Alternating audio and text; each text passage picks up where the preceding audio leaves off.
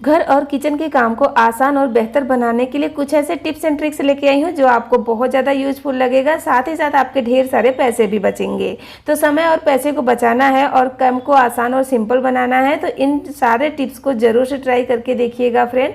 तो पहला टिप यहाँ पर शुरू होता है इसे लोअर के थ्रू।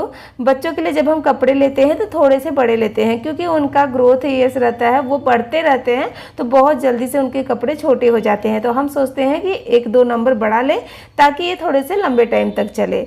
तो बड़ा तो ले लेते हैं, मगर उनको पहनने में बहुत ज़्यादा प्रॉब्लम होती है। जैसे कि ये पैंट है या फिर आपका फुल बाह वाला जो टी शर्ट रहता है वो भी ले लो, तो उनको बाह हम फोल्ड तो कर देते हैं, मगर बच्चे खेलते कूदते रहते हैं तो होता है क्या, वो खुल जाता है, जिससे उनको प्रॉब्लम होती है।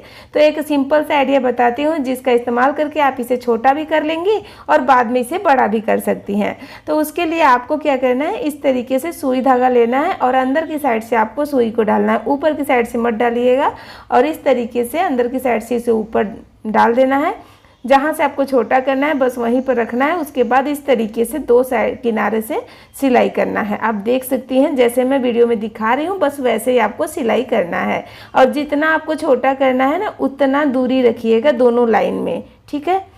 तो क्योंकि जितना दूरी आप रखेंगी उतना ही छोटा होगा। आप चाहे तो स्केल से मार्क कर ले, उसके बाद आप सिलाई करें। इसके बीच में जितना गैप है वही छोटा होगा। फिर धागे को इस तरीके से खींच दीजिएगा, बहुत ही आसानी से छोटा हो जाता है। ये देखिए, आप देख सकती हैं, और पता भी नहीं चलता है कि आपने सिलाई किया है। यहाँ पर मैंने थोड़ा सा साइड में किया है ताकि आपको दिखा सको, नहीं तो आप जो बॉर्डर है उसके किनारे करेंगी ना तो एकदम उसी में जाता है, ठीक है। अगर इसे खोलना है, जब बच्चा बड़ा हो जाता है तो खोलना है आपको 2-4 महीने 6 महीने बाद, तो आप पीछे से गांठ को निकाल कर इस तरीके से धागे को खींच दीजिएगा, एकदम आसानी से खुल जाएगा। बिल्कुल भी कपड़ा डैमेज नहीं होता है। उम्मीद करती हूँ ये आइडिया आपको अच्छा लगा होगा। अगर आपके किचन में बहुत ज़्यादा चींटियां हैं, प्लेटफॉर्म पर कुछ गिर जाता है तुरंत चींटियां आ जाती हैं, घर के दरवाजे किधर चींटियां हैं, बारिश में बहुत ज़्यादा परेशान करती हैं चींटियां, तो इनसे छुटकारा पाने के लिए एकदम सिंपल सा तरीका बताती हूँ। इनको मारना भी अच्छी बात नहीं रहता है, क्योंकि हम काली चींटियों को तो अपना लक्ष्मी मानते हैं ना, मगर लाल चींटी को भी मारना अच्छी बात नहीं है। आप अगर ये तरीका अपना लेना तो वो उनको मारना भी नहीं पड़ेगा, वो खा पी के बाहर भी निकल जाएंगी। तो गैस पर एक बर्तन गरम करेंगे, उसमें 1 छोटा चम्मच हल्दी पाउडर डालेंगे, उसे हल्का सा भून लेंगे जब तक कि उसमें से खुशबू नहीं आने लगे, बस इतना ही भूनना है।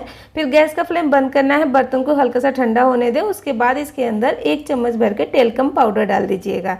टेलकम पाउडर डालने के बाद अच्छे से मिला लेना है। यहाँ पर आपको इसे भूनना नहीं है फ्रेंड। अगर वीडियो अच्छा लगेगा ना तो लाइक ज़रूर करिएगा और कमेंट करके बताइएगा कि इसमें से कौन सा टिप आपको ज़्यादा अच्छा यूजफुल लगा, अच्छा लगा।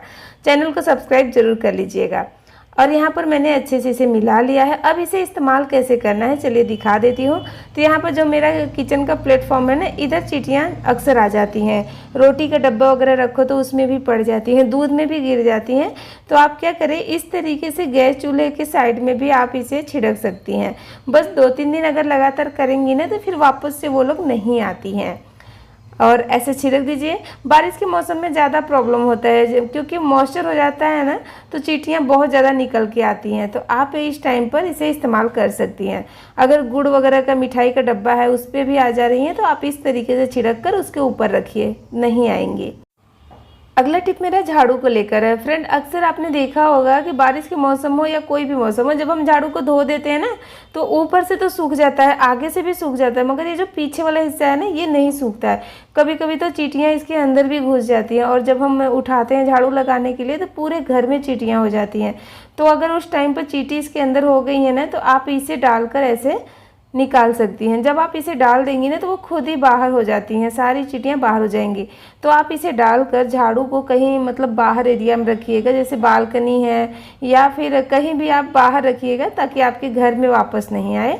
तो ऐसे करके रख दीजिएगा, चींटियाँ बाहर चली जाएंगी।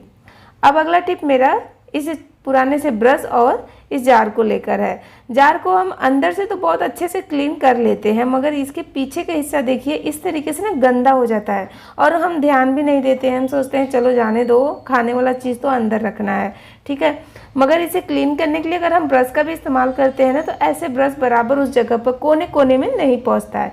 तो आपको क्या करना है, गैस को ऑन करना है और ब्रश के ऊपर वाले हिस्से को थोड़ा सा गर्म करना है, इस तरीके से चाकू से कट कर लेना है।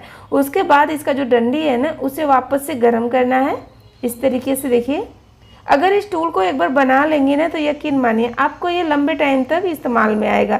कुकर की सीटी वगैरह, रबर वगैरह ख़राब हो जाता है तो हम वहाँ पर भी मतलब गंदगी हो जाती है तो हम वहाँ पर भी क्लीनिंग कर सकते हैं इससे। बहुत सारी हमारे घर का जो किचन का बर्तन रहता है, छोटे छोटे जगह उनके रहते हैं जहाँ पर हमारा हाथ नहीं पहुँचता है, तो आप ब्रश के थ्रू कर सकती हैं। आप यहाँ पर कोई लो क्वालिटी का नया ब्रश भी ले सकती हैं, ऐसा कुछ नहीं है, ठीक है। जो सस्ता वाला रहता है, कड़क वाला रहता है ना, वो ज़्यादा अच्छा रहेगा। तो आप बस इस तरीके से फिर ब्रश के पीछे चिपका दीजिए। चिपकाने के बाद ये अच्छे से फिक्स हो जाएगा थोड़ी देर में, जब ठंडा हो जाएगा। और इसकी जो ना साइड में डंडी है ना, ये थोड़ा सा मुझे अच्छा नहीं लग रहा था, ज़्यादा लग रहा था, तो मैंने क्या किया, वापस से गैस को ऑन किया और चाकू को गर्म किया। फिर इसके साइड में जो डंडी था उसे मैंने काट के निकाल दिया और ये कुछ इस तरीके से बन के तैयार हो गया। अब क्या करेंगे, एक बर्तन में थोड़ा सा खाने का सोडा डालेंगे, जो हम अपने किचन में इस्तेमाल करते हैं, बस वही सोडा 1 छोटा चम्मच डाल देंगे। उसके बाद इसमें कुछ और चीज़ें डालेंगे। उसके बाद हमारा ये जो लिक्विड बनेगा ना, इससे आप कई चीज़ों को क्लीन कर सकती हैं। कैसे, वो भी बताऊंगी। कोई भी केमिकल का इस्तेमाल नहीं करेंगे, मगर इतना अच्छा क्लीनिंग होता है ना, क्या ही बताऊँ।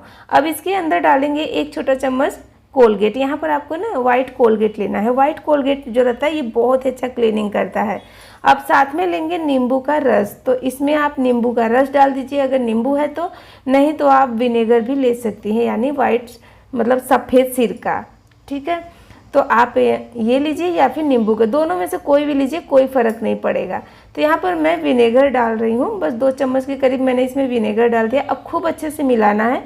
टूथपेस्ट बहुत अच्छे से नहीं मिक्स होता है, थोड़ा सा टाइम लगेगा फ्रेंड, मगर इसे ना जब आप अच्छे से मिलाएंगे तो ये मिक्स हो जाएगा। दोस्तों, आप चाहे ना तो इस लिक्विड को आप बनाकर थोड़े दिन के लिए स्टोर भी कर सकती हैं। अगर तुरंत बनाकर इस्तेमाल करेंगी तो आपको इसका बहुत ही बढ़िया रिजल्ट मिलेगा। इसे जो इस्तेमाल करना है ना, वो तरीका मैं आपको बताती हूँ। इसे आप कई तरीके से इस्तेमाल कर सकती हूँ, चलिए आपको दिखाती हूँ। तो यहाँ पर जो हमारा मिक्सर जार का जो कंडीशन है आप देख लीजिए पहले बहुत अच्छे से। ये देखिए कितना गंदा हो गया ना, इसका वाइट वाला पार्ट तो बिल्कुल ही मतलब गंदा ही हो गया है। तो चलिए इसे क्लीन करके दिखाती हूँ। मैं ऐसे ही करती हूँ और बहुत अच्छे से भी हो जाता है। अगर और भी ज़्यादा गंदा है ना, तो आप इसके अंदर इसे डाल दीजिए चम्मच की सहायता से। उसके बाद आप इसे छोड़ दीजिए 10 से 15 मिनट के लिए। मगर यहाँ पर मैं तुरंत इसे क्लीन करने लगी, और जो मैंने थोड़ा सा लिक्विड बचा के रखा ना, उसे मैंने रखा है। आगे मैं आपको दूसरा चीज़ क्लीन करके दिखाऊंगी। तो यहाँ पर देखिए बस इस तरीके से आपको टूथब्रश का इस्तेमाल करना है। देखिए इसको ना जब मैंने सीधा लगा दिया ना, तो इसका इस्तेमाल करना कितना आसान हो गया, आप भी देख सकते हो। तो जब भी आपको इस तरीके का चीज़ क्लीन करना हो और समझ में नहीं आए कि कैसे करूँ, तो आप इसे बस थोड़ा सा उल्टा कर लीजिएगा, आपका काम हो जाएगा। तो यहाँ पर बस इस तरीके से ब्रश से आपको अच्छे से इसे ब्रश कर लेना है ऐसे। और धोने के बाद देखिएगा फ्रेंड, आप भी बोलोगे कि वाकई में ये तो बहुत ही कमाल हो गया, इतना अच्छे से ये क्लीन हो जाता है। तो इसके साइड में भी थोड़ा सा क्लीनिंग कर लेते हैं। तो इसे आप चाहे ना तो अंदर भी अगर ब्लेड वगैरह गंदा है तो वहाँ भी इस्तेमाल कर सकती हैं। ऐसा नहीं है कि ये नुकसान करेगा, जी नहीं दोस्तों।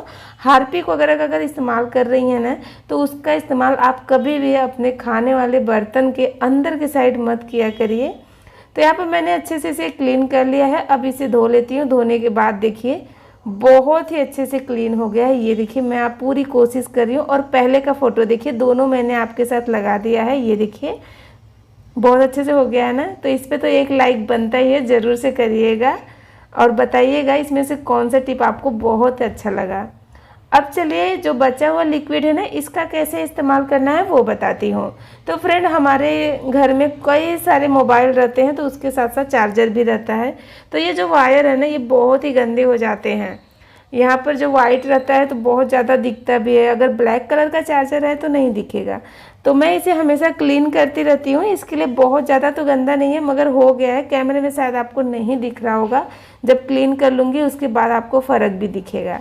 तो सबसे पहले आपको ना इसको अपने प्लग से अलग कर देना है। उसके बाद एक कॉटन में इस लिक्विड को लगाना है और इस तरीके से इसके वायर पर आपको रब करना है। ये देखिए जैसे जैसे रब करेंगे वैसे वैसे ये क्लीन होते जाएगा और बहुत ही अच्छे से हो जाता है।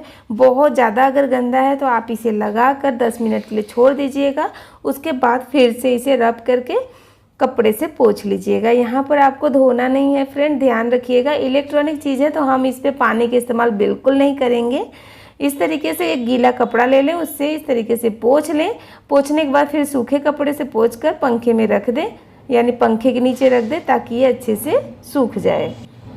तो यहाँ पर मैं इसे अच्छे से पोंछ लेती हूँ। उसके बाद आपको दिखाती भी हूँ, आपको थोड़ा तो चेंज दिखेगा ही, क्योंकि मैं इसे क्लीन करती रहती हूँ ना, इसके लिए बहुत ज़्यादा गंदा नहीं है। और मेरे पास कोई ऐसा चार्जर ही नहीं था जिसे मैं बहुत गंदा है और मैं आपको क्लीन करके दिखाऊं, मगर आप करके देखिएगा तो आपको खुद ही विश्वास हो जाएगा। तो ये लीजिए, बहुत अच्छे से क्लीन हो गया है, ये देखिए। तो उम्मीद करती हूँ आज का वीडियो आपको हेल्पफुल लगा होगा। वीडियो अच्छा लगा है तो लाइक और चैनल को सब्सक्राइब जरूर करिएगा। Thank you.